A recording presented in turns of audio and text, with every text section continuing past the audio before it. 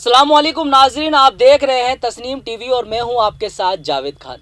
चलिए रुक करते इस वक्त की बड़ी खबर की ओर।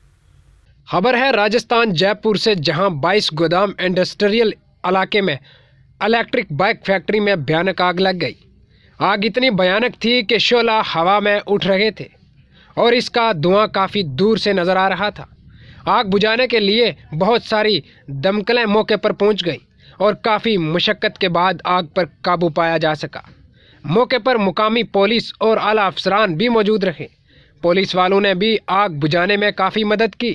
फैक्ट्री के कारकुनान ने तस्नीम टीवी के रिपोर्टर से बात करते हुए कहा कि आग से कोई भी जानी नुकसान नहीं हुआ।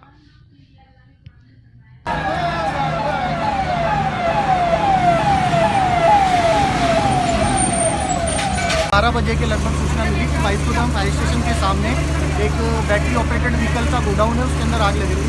सूचना मिलती अपने 22 गोदाम से, मानसू रोड से और अन्य अपने फायर स्टेशन से गाड़ियाँ रवाना कर दी और कुछ ही समय में लगभग अपन ने आग पे कंट्रोल कर लिया। किसी प्रकार की यहाँ पे कोई जनानी नहीं हुई है। इसके अलावा आसपास की भी फैक्ट्रियों में आग बढ़ने से अपन ने रोक दी। तो फिलहाल इस बड़ी खबर में सिर्फ इतना ही।